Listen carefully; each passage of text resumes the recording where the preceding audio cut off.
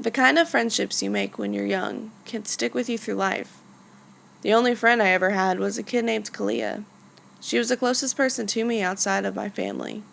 Of course, that isn't saying much since she was basically family. We met when we were about 6 months old. We stuck to each other's sides for many years. I believe I was 10 when we finally had to break apart. She was the sister I never had.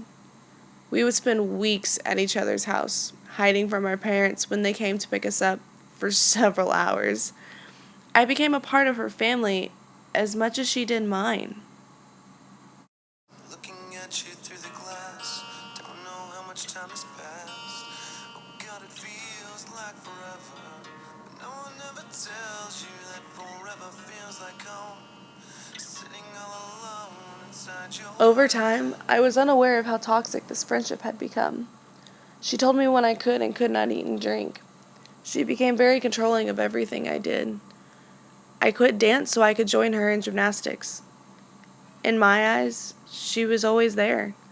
The only person I could count on to be there for me besides my family. There was a point in our lives, though, that started a snowball to roll down the mountain. We couldn't see what destruction was truly at the bottom. We were heading to a barn where we rode horses together. This barn had 45 horses, 2 donkeys, and a mule being boarded there. On the way there, my mom called me with urgency, needing me to come home so we could get my passport done for the trip to Costa Rica in a few months. However, we were already en route to the barn, and I hadn't showered. To add to the situation, my phone was about to die. So you can imagine how that conversation went. Clea spoke up and said that my mother could call her after she spoke with my father. We weren't expecting Clea to lie and ignore those incoming calls. Clea had also lied that day about someone being at the barn with us. We weren't allowed there without an adult. It was just too dangerous. A conversation had to be brought up between her mother, Cindy, and my own.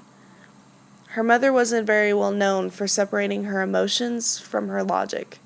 As soon as my mom was speaking to her about Kalia lying, Cindy blew up in defense.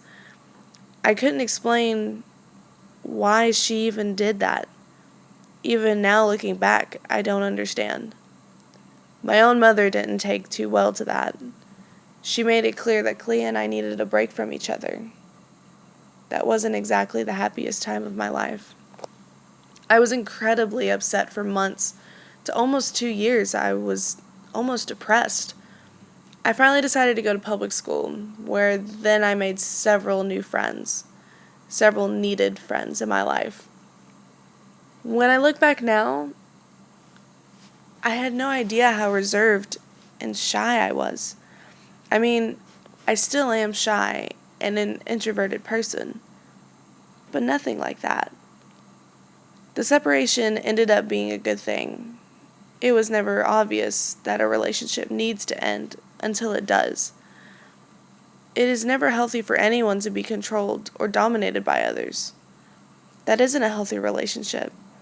Having friends who have your back as much as you do is what truly matters in relationships. Finding that niche of friends that can help or make or break your happiness in life.